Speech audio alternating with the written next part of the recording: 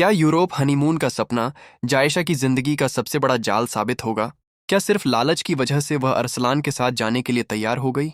और क्या अरसलान की मां की नई चाल जायशा को हमेशा के लिए इस घर से बाहर कर देगी?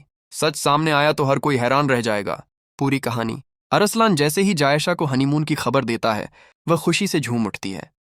बिना एक पल गंवाए वह यूरोप की खूबसूरत वादियों में घूमने के सपने देखने लगती है। यहाँ तक कि वह अपने कपड़ों की लिस्ट बनाने लगती है और कहती है कि यूरोप जाने से पहले नई शॉपिंग भी करनी पड़ेगी।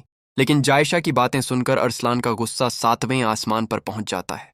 वह उसे साफ कह देता है कि हनीमून का मतलब सिर्फ घूमना नहीं होता, बल्कि पति पत्नी का साथ होता है।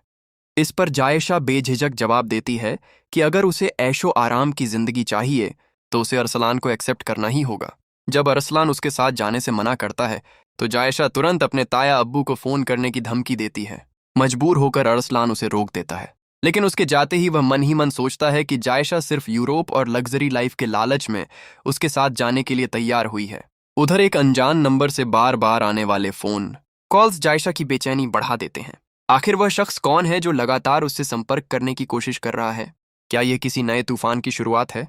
इसी बीच अरसलान अपनी मां से कहता है कि वह हामिद साहब को मना नहीं कर सकता, वरना सबको लगेगा कि वही हनीमून पर जाना चाहता है।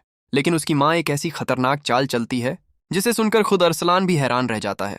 वह कहती है कि इस बार इनकार अरसलान नहीं, बल्कि जायशा करेगी। और जैसे ही जायशा सबके सामने हनीमून के लिए मना करेगी, उसी बात को बहाना बनाकर उसे हमेशा के लिए इस घर से निकाल दिया जाएगा। अब सबसे बड़ा सवाल यही है, क्या जायशा उनकी चाल में फंस जाएगी या फिर आखिरी वक्त पर ऐसा दांव चलेगी कि पूरा खेल ही पलट जाएगा?